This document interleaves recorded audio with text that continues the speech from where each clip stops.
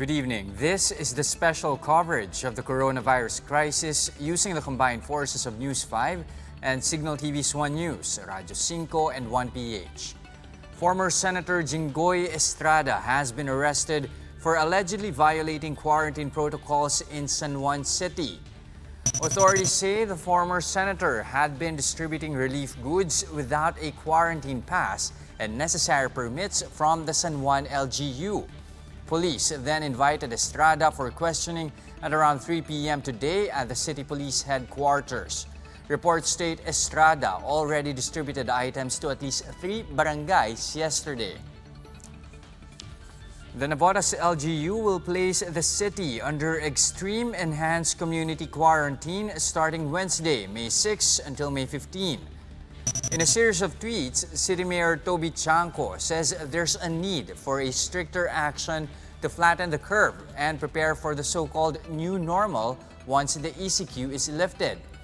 The EECQ guidelines state that only residents with home quarantine pass can go outside to buy groceries and medicines. Barangays will also have a schedule for grocery and market shopping. All markets and grocery stores will be open on weekdays, 5 a.m. to 8 p.m. Drugstores will remain open on Sunday to sell emergency medicines only.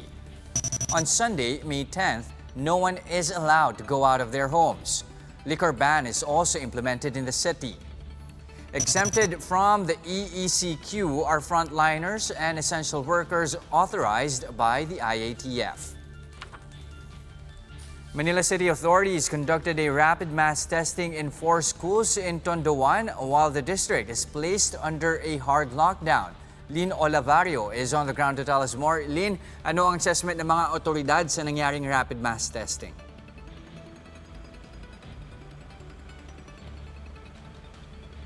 Just iniulat ng Manila Health Department na maganda naman yung turnout ng bilang ng mga nagpa-rapid mass testing ngayong araw. Nasa 1,409 kasi yung mga nagpa-rapid mass testing o higit na mas mataas yan dun sa target nilang 1,000 tests. Ginawa ang testing sa Rosauro Almario Elementary School, Jose Rizal Elementary School, Timoteo Paez Integrated School at Tondo High School simula alas 8 ng umaga kanina hanggang alas 3 ng hapon. Sa Jose Rizal Elementary School, nasa 300 ang mga target i-test na pre-listed na at tumatanggap din ng mga walk-in. Sila yung mga may contact sa COVID positive cases, mga barangay health emergency response team at mga healthcare workers. Ang first step ay registration kung saan ino-observe pa rin ang social distancing at isang metron layo mga upuan sa isa't isa. Sunod niyan, pupunta sila sa testing area na pinangangasiwaan ng mga pricker. Pag nasagawa na ang test, maghihintay sila sa holding area 10 minuto lang at malalaman na kung positive o negative sila. Kapag negatibo, pwede nang umuwi. Si Kagawad J.R. Lopez ng Barangay 50, hindi pinalampas ang pagkakataon na maka-rapid test. Laking ginhawa raw ang naramdaman ng malamang negative siya sa COVID-19 or sa rapid test. Delikado raw kasi ang trabaho niya sa dami ng nakakasalamuha araw-araw sa paggawa niya ng kanilang tungkulin sa barangay. Ang mga nagpositibo naman sa rapid test, sa counseling room de diretso kung saan may kakausap sa kanilang doktor. May ambulansya ring naka-standby na magdadala ng pasyente sa Delpan Quarantine Facility para sa confirmatory swab test. At doon na rin hihintayin ang resulta sa loob ng 3 hanggang 5 araw. Pag negative sa RT-PCR test, pwede nang umuwi. Pag naman COVID positive, dadalhin na sa Ninoy Aquino Stadium kung walang comorbidities tulad ng high blood at diabetes. Kapag may comorbidities naman sa Santa Ana Hospital na, at sa Philippine General Hospital naman para sa mga COVID-positive patients na may severe symptoms. 6 sa 294 na tinest sa Jose Rizal Elementary School ang nagpositibo sa rapid test at sasailalim pa sa confirmatory RT-PCR test. Sa buong Tondo, District 1 naman 109 o 7% ang possible positive na sasailalim sa confirmatory swabbing na expected na rin daw nila ang dami. One-day activity lamang ito para sa Tondo District 1 at irerekomenda ng Manila Health Department kay Mayor Isko Moreno na gawin pa ang malawakang rapid testing sa iba pang distrito lalo't may higit 20,000 rapid test kits ang lungsod.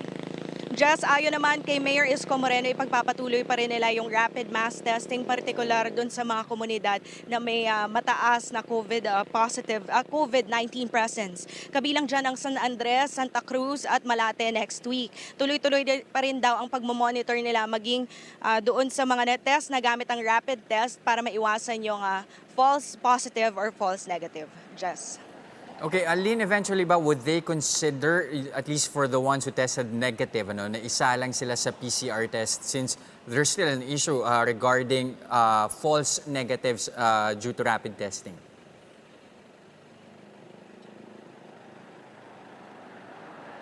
Just tama ka, may limitations yung rapid test. Maaaring magbigay yung rapid test ng false positive o false negative. Dahil baka masyado maaga nag-test yung pasyente, ibig sabihin may virus na pala pero wala pang antibodies. So, pag nagkaroon ng simptomas yung pasyente, hindi ibig sabihin noon na may antibodies na sila agad, hindi ito instant. So Jess, yes, to answer your question, oo, pwede pa sila mapatest gamit yung gold standard na RT-PCR test. At gaya nga ng sinabi ni Mayor Isko Moreno, patuloy pa rin sila dun sa pagmomonitor, maging dun sa mga nag-negative dun sa rapid mass testing. Dahil ang importante naman daw, hawak nila yung datos o yung impormasyon ng kanilang kinasasakupan. Kaakibat din yan yung pagpapalakas ng Manila ng kanilang capacity na mag-test gamit yung RT-PCR. Sa katunayan nga, bukas ay bibisitahin daw ng DOH yung plano nilang itayo na own testing facility na sa isang stand-alone site sa Santa Ana Hospital. Jess. All right, thank you for those updates. Lynn Olivario reporting to us live from Tondo in Manila. Malacanang honors all journalists and media workers worldwide in celebration of Press Freedom Day today.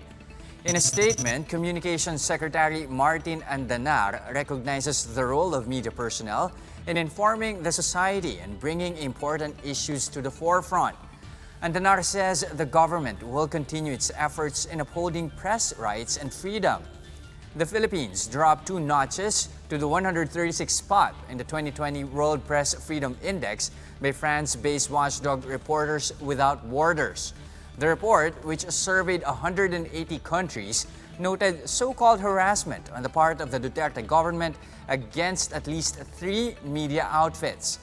The survey also noted the prevalence of disinformation by troll armies linked to President Duterte. Animals across the globe continue to expand their spaces amid lockdown orders worldwide. In Thailand's Similan Islands National Park, over 50 bottlenose dolphins were seen swimming close to boats of park rangers. Scientists say that these dolphins are becoming more unafraid to come up to the surface with the absence of tourists. Thailand's bottlenose dolphins are considered as an Indo-Pacific vulnerable species by the International Union for Conservation of Nature. Meanwhile, thousands of flamingos flocked to a lake in Mumbai, India. The birds were feeding and wading in huddles on the mudflats. Pink-plumed flamingos usually migrate to India around December after their breeding cycle. Migration of birds is an annual phenomenon, but not on this scale. And that's the latest on the enhanced and expanded community quarantine. For more updates, follow News 5, the Philippine Star, and Business World Online. I'm Jess De Los Santos. We are One News.